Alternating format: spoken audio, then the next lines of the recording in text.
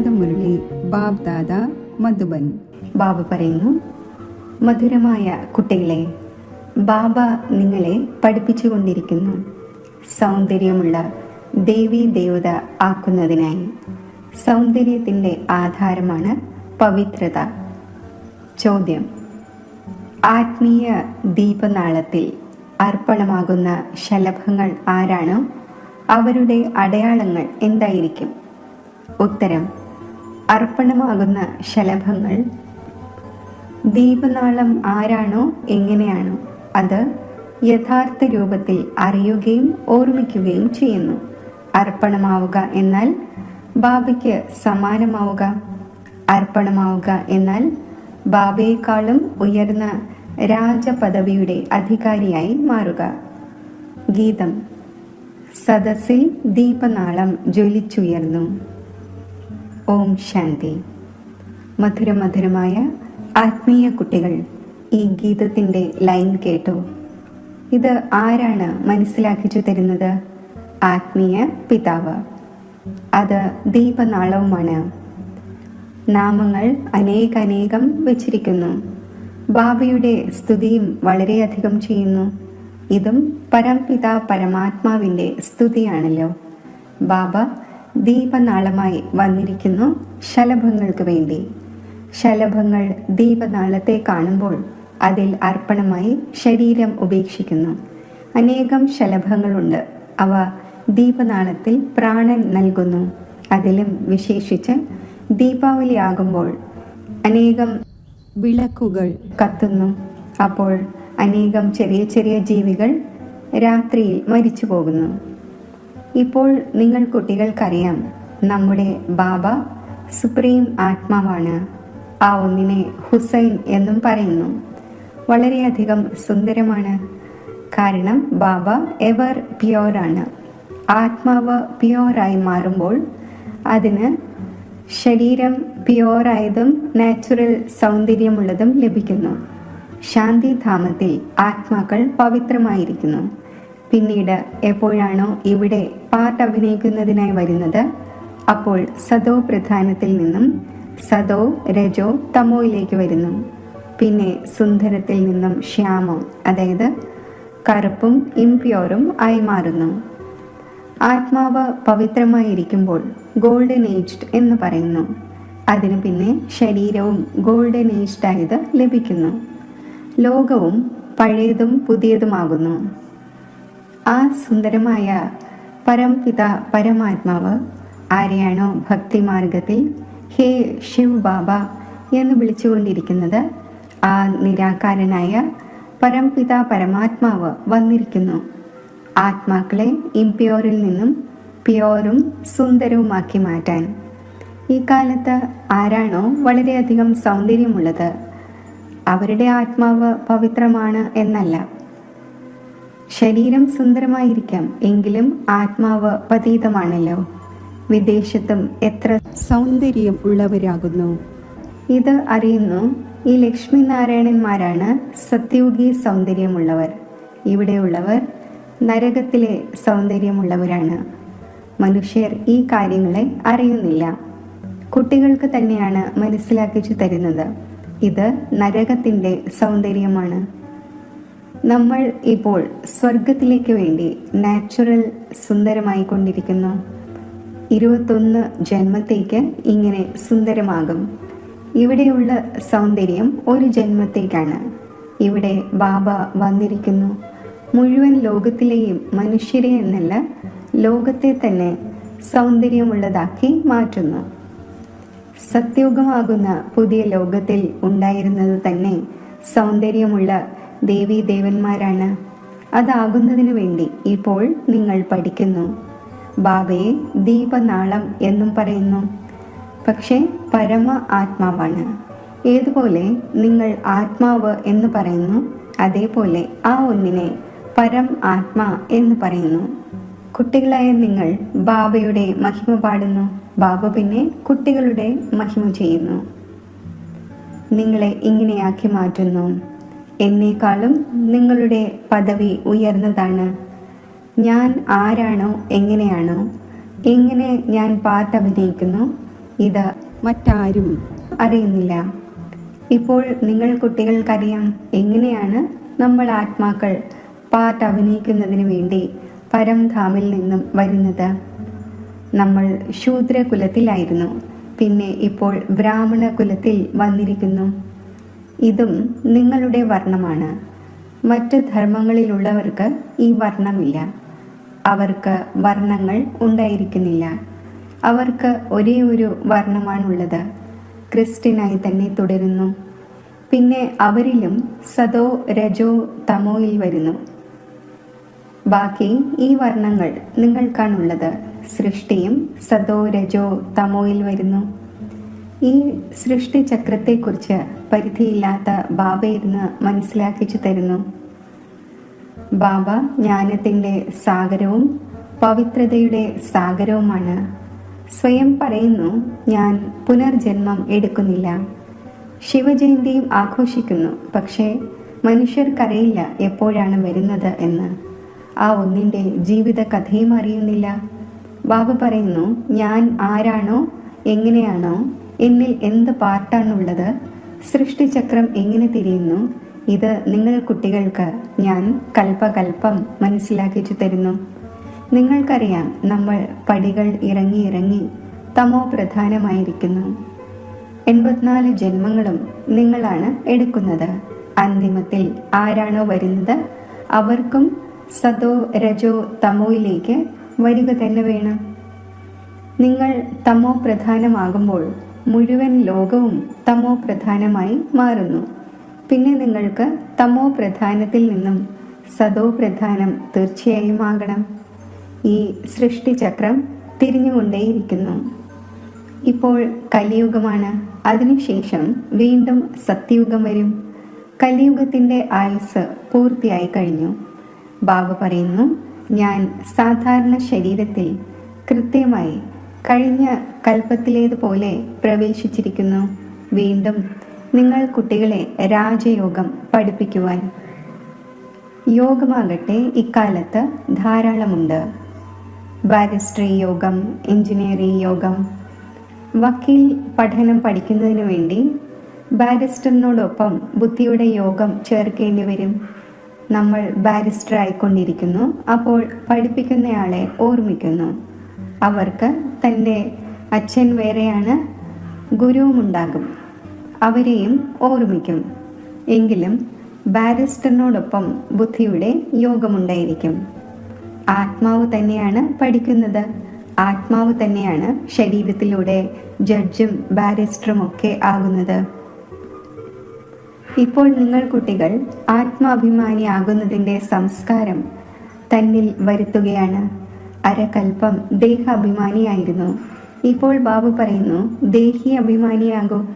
ആത്മാവിൽ തന്നെയാണ് പഠനത്തിൻ്റെ സംസ്കാരമുള്ളത്. മനുഷ്യ ആത്മാവ് തന്നെയാണ് ജഡ്ജിയാകുന്നത്. ഇപ്പോൾ നമ്മൾ വിശ്വത്തിൻ്റെ അധികാരിയായ ദേവതയായിക്കൊണ്ടിരിക്കുന്നു. പഠിപ്പിക്കുന്നത് ശിവബാബയാണ്, പരമാത്മാവാണ്.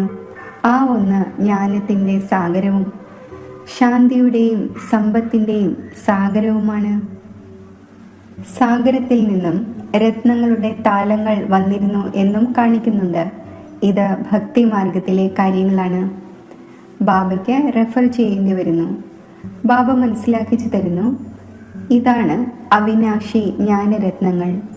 ഈ ജ്ഞാനരത്നങ്ങളിലൂടെ നിങ്ങൾ വളരെയധികം ധനികരാകുന്നു. പിന്നെ രത്നാഭരണങ്ങളും നിങ്ങൾക്ക് വളരെയധികം ലഭിക്കുന്നു. ഓരോരോ രത്നവും ലക്ഷക്കണക്കിന് രൂപയുടേതാണ്. അത് നിങ്ങളെ ഇത്രയധികം ധനികരാക്കി മാറ്റുന്നു. നിങ്ങൾക്കറിയാം, ഭാരതം തന്നെയാണ് വൈസ്യസ് വേൾഡ് ആയിരുന്നത്. അതിൽ പവിത്ര ദേവതമാർ വസിച്ചിരുന്നു. ഇപ്പോൾ കറുപ്പും അപവിത്രവുമായി പോയി. ആത്മാക്കളുടെയും പരമാത്മാവിൻ്റെയും മേളയുണ്ടാകുന്നു. ആത്മാവ് ശരീരത്തിലുള്ളപ്പോൾ തന്നെയാണ് കേൾക്കുവാൻ സാധിക്കുന്നത്. പരമാത്മാവും ശരീരത്തിൽ വരുന്നു. ആത്മാക്കളുടെയും പരമാത്മാവിൻ്റെയും വീട് ശാന്തിധാമമാണ്. അവിടെ ചലനമോ ഒന്നും ഉണ്ടായിരിക്കുന്നില്ല. ഇവിടെ പരമാത്മാവായ ബാബ വന്ന് കുട്ടികളുമായി കൂടിക്കാഴ്ച നടത്തുന്നു. ശരീരസഹിതം കൂടിക്കാഴ്ച നടത്തുന്നു. അവിടെയാണെങ്കിൽ വീടാണ്, അവിടെ വിശ്രമിക്കുന്നു. ഇപ്പോൾ നിങ്ങൾ കുട്ടികൾ പുരുഷോത്തമ സംഗമയുഗത്തിലാണ്. ബാക്കി ലോകം കലിയുഗത്തിലാണ്. ബാബ ഇരുന്ന് മനസ്സിലാക്കിച്ചു തരുന്നു. ഭക്തി മാർഗത്തിൽ വളരെയധികം ചിലവഴിക്കുന്നു. ചിത്രങ്ങളും ധാരാളം ഉണ്ടാക്കുന്നു. വലിയ വലിയ ക്ഷേത്രങ്ങൾ നിർമ്മിക്കുന്നു. ഇല്ലെങ്കിൽ ശ്രീകൃഷ്ണന്റെ ചിത്രം വീട്ടിലും വയ്ക്കുവാൻ സാധിക്കും. വളരെ വില കുറഞ്ഞ ചിത്രങ്ങളുണ്ട്. പിന്നെ ഇത്രയും ദൂരെ ദൂരെ ക്ഷേത്രങ്ങളിൽ എന്തിനു പോകുന്നു? ഇതാണ് ഭക്തിമാർഗം. സത്യയുഗത്തിൽ ഈ ക്ഷേത്രവും മറ്റും ഉണ്ടായിരിക്കുന്നില്ല. അവിടെ ഉള്ളത് തന്നെ പൂജ്യരാണ്. കലിയുഗത്തിൽ പൂജാരിയാണ് ഉള്ളത്. ഇപ്പോൾ നിങ്ങൾ സംഗമയുഗത്തിൽ പൂജ്യ ദേവതയായിക്കൊണ്ടിരിക്കുന്നു. ഇപ്പോൾ നിങ്ങൾ ബ്രാഹ്മണരായിരിക്കുന്നു. ഈ സമയം നിങ്ങളുടെ ഈ അന്തിമ പുരുഷാർത്ഥി ശരീരം മോസ്റ്റ് വാല്യുബിൾ ആണ്. ഇതിലിരുന്ന് നിങ്ങൾ വളരെയധികം സമ്പാദ്യം നടത്തുന്നു. പരിധിയില്ലാത്ത ബാബയോടൊപ്പം നിങ്ങൾ കഴിക്കുകയും കുടിക്കുകയും ചെയ്യുന്നു. ആ ഒന്നിനെ വിളിക്കുന്നുമുണ്ട്. ശ്രീകൃഷ്ണന്റെ കൂടെ കഴിക്കട്ടെ എന്ന് പറയുന്നില്ല. ബാബയെ ഓർമ്മിക്കുന്നു. നീ മാതാവും പിതാവും ബാലകനാണെങ്കിൽ പിതാവിനോടൊപ്പം കളിച്ചുകൊണ്ടിരിക്കുന്നു. നമ്മളെല്ലാവരും കൃഷ്ണന്റെ ബാലകരാണ് എന്ന് പറയില്ല. എല്ലാ ആത്മാക്കളും പരംപിത പരമാത്മാവിന്റെ കുട്ടികളാണ്. ആത്മാവ് ശരീരത്തിലൂടെ പറയുന്നു, അങ്ങ് വരുമെങ്കിൽ നമ്മൾ അങ്ങയോടൊപ്പം കളിക്കുകയും കഴിക്കുകയും എല്ലാം ചെയ്യും. നിങ്ങൾ പറയുന്നത് തന്നെ ബാപ് ദാദ എന്നാണ്. അപ്പോൾ വീട് പോലെയായി ബാപ് ദാദയും കുട്ടികളും. ഇത് ബ്രഹ്മാവാണ്, പരിധിയില്ലാത്ത രചയിതാവ്. ബാബ ഇദ്ദേഹത്തിൽ പ്രവേശിച്ച് ഇദ്ദേഹത്തെ അഡോപ്റ്റ് ചെയ്യുന്നു. ഇദ്ദേഹത്തോട് പറയുന്നു, നീ എൻ്റേതാണ്. ഇതാണ് മുഖവംശാവലി.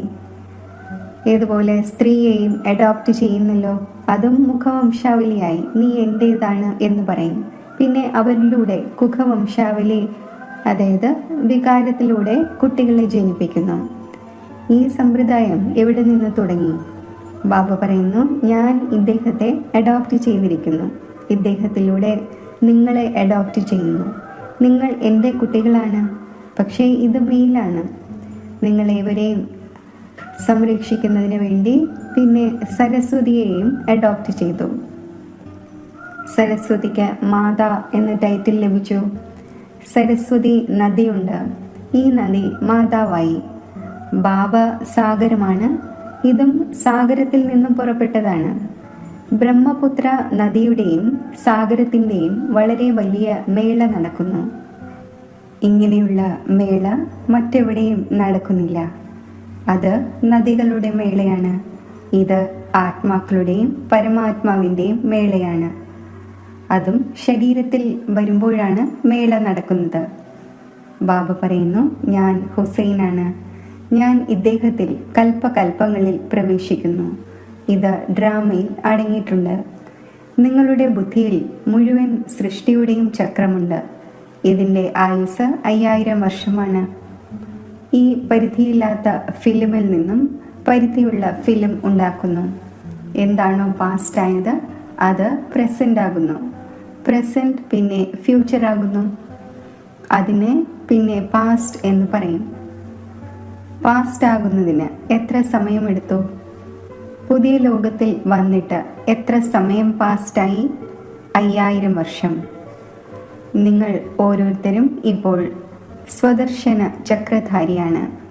നിങ്ങൾ മനസ്സിലാക്കുന്നു, നമ്മൾ ആദ്യം ബ്രാഹ്മണരായിരുന്നു, പിന്നെ ദേവതയായി. കുട്ടികളായ നിങ്ങൾക്ക് ഇപ്പോൾ ബാബയിലൂടെ ശാന്തിധാമത്തിൻ്റെയും സുഖധാമത്തിൻ്റെയും സമ്പത്ത് ലഭിക്കുന്നു. ബാബ വന്ന് 3 ധർമ്മങ്ങളും ഒരുമിച്ച് സ്ഥാപിക്കുന്നു. ബാക്കി സർവ്വതിൻ്റെയും വിനാശം ചെയ്യിക്കുന്നു. നിങ്ങൾക്ക് തിരികെ കൊണ്ടുപോകുന്ന സദ്ഗുരുവായ ബാബയെ ലഭിച്ചിരിക്കുന്നു. വിളിക്കുന്നുമുണ്ട്, നമ്മെ സദ്ഗതിയിലേക്ക് കൊണ്ടുപോകൂ, ശരീരത്തെ സമാപ്തമാക്കിക്കൂ. നമ്മൾ ശരീരം ഉപേക്ഷിച്ച് ശാന്തിധാമിലേക്ക് പോകുന്നതിന് വേണ്ടിയുള്ള യുക്തി പറഞ്ഞു തരൂ. ഗുരുവിൻ്റെ അടുക്കലും മനുഷ്യർ ഇതിനു വേണ്ടിയാണ് പോകുന്നത്. പക്ഷേ ആ ഗുരുവിന് ശരീരത്തിൽ നിന്നും മോചിപ്പിച്ച് കൂടെ കൊണ്ടുപോകുവാൻ സാധിക്കില്ല. പതീത പാവനൻ ഒരു ബാബ തന്നെയാണ്. ആ ഒന്ന് എപ്പോൾ വരുന്നോ അപ്പോൾ തീർച്ചയായും പാവനമാകേണ്ടി വരും. ബാബയെ തന്നെ കാലന്മാരുടെയും കാലൻ, മഹാകാലൻ എന്ന് പറയുന്നു. എല്ലാവരെയും ശരീരത്തിൽ നിന്നും മോചിപ്പിച്ച് കൂടെ കൊണ്ടുപോകുന്നു. ഇതാണ് സുപ്രീം ഗൈഡ്. സർവ ആത്മാക്കളെയും തിരികെ കൊണ്ടുപോകുന്നു. ഇത് മോശമായ ശരീരമാണ്. ഇതിൻ്റെ ബന്ധനത്തിൽ നിന്നും മുക്തമാകുവാൻ ആഗ്രഹിക്കുന്നു. ശരീരം വെടിഞ്ഞാൽ ബന്ധനം ഒഴിഞ്ഞേനെ എന്ന്.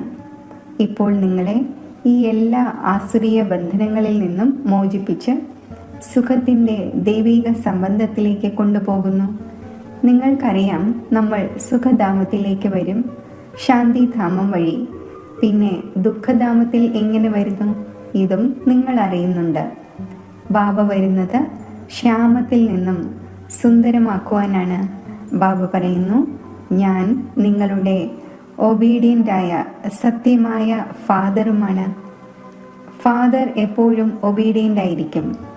സേവനം വളരെയധികം ചെയ്യുന്നു. ചിലവ് ചെയ്ത് പഠിപ്പിച്ച് പിന്നെ എല്ലാ ധനസമ്പത്തുകൾ കുട്ടികൾക്ക് നൽകി സ്വയം സന്യാസിമാരുടെ കൂട്ടുകെട്ടിൽ ഇരിക്കുന്നു. തന്നെക്കാളും കുട്ടികളെ ഉയർന്നവരാക്കി മാറ്റുന്നു. ഈ ബാബയും പറയുന്നു, ഞാൻ നിങ്ങളെ ഡബിൾ അധികാരിയാക്കി മാറ്റുന്നു. നിങ്ങൾ വിശ്വത്തിൻ്റെയും അധികാരിയാകുന്നു, ബ്രഹ്മാണ്ടത്തിൻ്റെയും അധികാരിയാകുന്നു. നിങ്ങളുടെ പൂജയും ഡബിളാണ് നടക്കുന്നത്. ആത്മാക്കളുടെയും പൂജയുണ്ടാകുന്നു. ദേവതാ വർണ്ണത്തിലും പൂജ നടക്കുന്നു. എനിക്കാണെങ്കിൽ സിംഗിൾ ആണ്. കേവലം ശിവലിംഗത്തിൻ്റെ രൂപത്തിലാണ് പൂജ ഉണ്ടാകുന്നത്. ഞാൻ രാജാവൊന്നും ആകുന്നില്ല. നിങ്ങളുടെ എത്ര സേവനം ചെയ്യുന്നു. ഇങ്ങനെയുള്ള ബാബയെ പിന്നെ നിങ്ങൾ എന്തുകൊണ്ട് മറക്കുന്നു? ഹേ ആത്മാ, സ്വയം ആത്മാവെന്ന് മനസ്സിലാക്കി എന്നെ ഓർമ്മിക്കൂ. എങ്കിൽ നിങ്ങളുടെ വികർമ്മം വിനാശമാകും. നിങ്ങൾ ആരുടെ അടുക്കലാണ് വന്നിരിക്കുന്നത്? ആദ്യം ബാബ, പിന്നെ ദാദാ, ഇപ്പോൾ ഫാദർ, പിന്നെ ഗ്രേറ്റ് ഗ്രേറ്റ് ഗ്രാൻഡ് ഫാദർ, ആദി ദേവൻ ആഡം. കാരണം വളരെയധികം തലമുറകൾ ഉണ്ടാകുന്നുവല്ലോ. ശിവ് ബാബയെ ഗ്രേറ്റ് ഗ്രേറ്റ് ഗ്രാൻഡ് ഫാദർ എന്ന് പറയുമോ? ഓരോ കാര്യത്തിലും നിങ്ങളെ വളരെ ഉയർന്നതാക്കി മാറ്റുന്നു. ഇങ്ങനെയുള്ള ബാബയെ ലഭിക്കുകയാണ്. പിന്നെ എന്തുകൊണ്ട് ആ ബാബയെ നിങ്ങൾ മറക്കുന്നു? മറക്കുകയാണെങ്കിൽ എങ്ങനെ പാവനമാകും? ബാബ പാവനമാകുന്നതിൻ്റെ യുക്തി പറഞ്ഞു തരുന്നു. ഈ ഓർമ്മയിലൂടെ തന്നെയാണ് കലർപ്പ് മാറുന്നത്. ബാബു പറയുന്നു, മധുരമധുരമായ ഓമന സന്താനങ്ങളെ, ദേഹാഭിമാനം ഉപേക്ഷിച്ച് ആത്മാഭിമാനിയാകണം, പവിത്രവുമാകണം. കാമം മഹാശത്രുവാണ്. ഈ ഒരു ജന്മം എനിക്ക് വേണ്ടി പവിത്രമാകൂ. ലൗകിക അച്ഛനും പറയുന്നുവല്ലോ, മോശമായ ഒരു കാര്യവും ചെയ്യരുത്. എൻ്റെ മാനം കാക്കൂ. പാരലൗകിക അച്ഛനും പറയുന്നു, ഞാൻ പാവനമാക്കുവാൻ വന്നിരിക്കുന്നു. ഇപ്പോൾ മുഖം കറുപ്പിക്കരുത്, ഇല്ലെങ്കിൽ മാനം കളയും. എല്ലാ ബ്രാഹ്മണരുടെയും ബാബയുടെയും മാനം കളയും. ബാബ നമ്മൾ വീണുപോയി എന്ന് എഴുതുന്നു. മുഖം കറുപ്പിച്ചു. ബാബ പറയുന്നു, ഞാൻ നിങ്ങളെ സുന്ദരമാക്കുവാൻ വന്നിരിക്കുന്നു. നിങ്ങൾ പിന്നെ മുഖം കറുപ്പിക്കുന്നു. നിങ്ങൾക്കാകട്ടെ സദാ സുന്ദരമാകുന്നതിൻ്റെ പുരുഷാർത്ഥം ചെയ്യണം. ശരി, മധുരമധുരമായ വളരെ കാലം വേർപിരിഞ്ഞ ശേഷം തിരിച്ചു കിട്ടിയ കുട്ടികൾക്ക് മാതാവും പിതാവുമായ ബാബ് ദാദയുടെ സ്നേഹസ്മരണകൾ. Good morning. ആത്മീയ അച്ഛൻ്റെ ആത്മീയ കുട്ടികൾക്ക് നമസ്തേ. ധാരണയ്ക്കുള്ള മുഖ്യസാരം: ഈ അന്തിമ പുരുഷാർത്ഥി ശരീരം വളരെ വാല്യുബിളാണ്. ഇതിൽ വളരെയധികം സമ്പാദ്യം നടത്തണം. പരിധിയില്ലാത്ത ബാബയുടെ കൂടെ കഴിക്കുകയും കുടിക്കുകയും ചെയ്ത് സർവ സംബന്ധങ്ങളുടെയും അനുഭൂതി നേടണം. ബ്രാഹ്മണ പരിവാരത്തിൻ്റെയും ബാബയുടെയും മാനം പോകുന്ന വിധത്തിലുള്ള യാതൊരു കർമ്മവും ചെയ്യരുത്. ആത്മാഭിമാനിയായി പൂർണ്ണമായും പവിത്രമാകണം. ഓർമ്മയിലൂടെ പഴയ കലർപ്പ് നീക്കം ചെയ്യണം. വരദാനം: കേൾക്കുന്നതിനോടൊപ്പം സ്വരൂപമായി മനസ്സിൻ്റെ മനോരഞ്ജനത്തിലൂടെ സദാ ശക്തിശാലി ആത്മാവായി ഭവിക്കട്ടെ. ദിവസവും മനസ്സിൽ സ്വയം പ്രതി അല്ലെങ്കിൽ മറ്റുള്ളവരെ പ്രതി ഉന്മേഷത്തിൻ്റെയും ഉത്സാഹത്തിൻ്റെയും സങ്കല്പം കൊണ്ടുവരൂ. സ്വയവും ആ സങ്കല്പത്തിൻ്റെ സ്വരൂപമാകൂ. മറ്റുള്ളവരുടെ സേവനത്തിലും കൊണ്ടുവരൂ. അപ്പോൾ തൻ്റെ ജീവിതവും സദാകാലത്തേക്ക് ഉത്സാഹമുള്ളതായി മാറും. മറ്റുള്ളവർക്കും ഉത്സാഹം നേടിക്കൊടുക്കുന്നവരായി മാറുവാൻ സാധിക്കും. ഏതുപോലെ മനോരഞ്ജനത്തിൻ്റെ പ്രോഗ്രാം നടക്കുന്നുവോ അതേപോലെ ദിവസവും മനസ്സിൻ്റെ മനോരഞ്ജനത്തിൻ്റെ പ്രോഗ്രാം തയ്യാറാക്കൂ. എന്ത് കേൾക്കുന്നുവോ അതിൻ്റെ സ്വരൂപമാകൂ. അപ്പോൾ ശക്തിശാലിയായി മാറും. സ്ലോഗൻ: മറ്റുള്ളവരെ പരിവർത്തനപ്പെടുത്തുന്നതിന് മുമ്പേ സ്വയം തന്നെ പരിവർത്തനപ്പെടുത്തൂ. ഇത് തന്നെയാണ് വിവേകം. അവ്യക്ത സൂചന: സങ്കല്പങ്ങളുടെ ശക്തി ശേഖരിച്ച് ശ്രേഷ്ഠ സേവനത്തിന് നിമിത്തമാകൂ. ഏറ്റവും തീവ്രഗതിയിലുള്ള സേവനത്തിൻ്റെ ഉപാധിയാണ് ശുഭവും ശ്രേഷ്ഠവുമായ സങ്കല്പങ്ങളുടെ ശക്തി. ഏതുപോലെ ബ്രഹ്മബാബ ശ്രേഷ്ഠ സങ്കല്പത്തിൻ്റെ വിധിയിലൂടെ സേവനത്തിൻ്റെ അഭിവൃദ്ധിയിൽ സദാ സഹയോഗിയാണ്.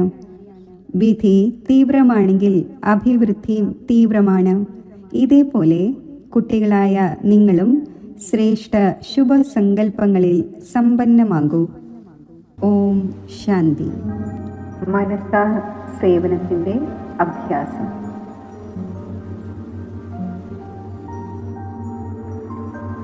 യജ്ഞപിതാവായ ബാബ അവ്യക്ത രൂപധാരിയായി ശുദ്ധ സങ്കല്പ ശക്തി കൊണ്ട് വിശ്വത്തിലെ ആത്മാക്കളെ പരിപാലിക്കുന്നത് പോലെ ഞാൻ ബാബയോടൊപ്പം വിശ്വമംഗളത്തിൻ്റെയും വിശ്വ പരിവർത്തനത്തിൻ്റെയും കാര്യത്തിൽ മനസ്സാ ശക്തിയിലൂടെ സഹയോഗി ആവുകയാണ്.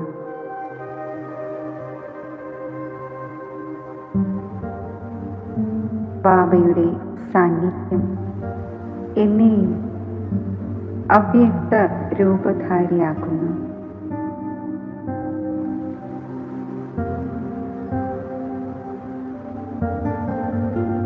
ഞാൻ ഡബിൾ ലൈറ്റ് പരിഷ്ഠയാണ്.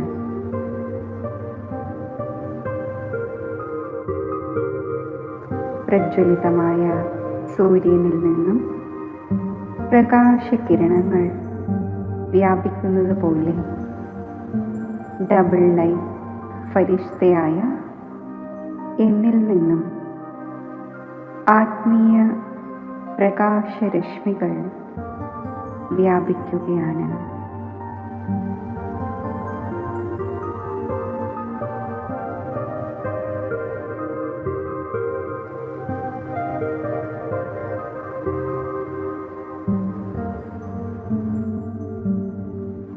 ഈ ആത്മീയ പ്രകാശരശ്മികൾ അന്യ ആത്മാക്കളിൽ പതിക്കുമ്പോൾ അവരുടെ മനസ്സിലും ബുദ്ധിയിലും പതിഞ്ഞിരിക്കുന്ന വ്യർത്ഥ വൈബ്രേഷൻ സമാപ്തമാകട്ടെ.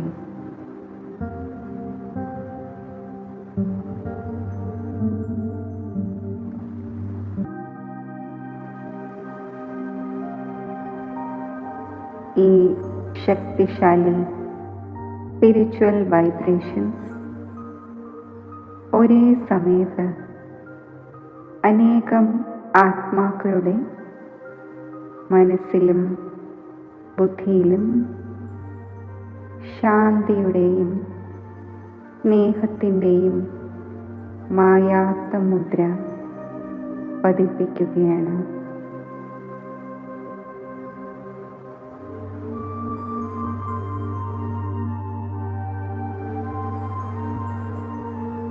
വിശ്വത്തിലെ ഈ അനേകം ആത്മാക്കൾ ശാന്തിയുടെയും സ്നേഹത്തിൻ്റെയും സ്വരൂപമായി മാറട്ടെ.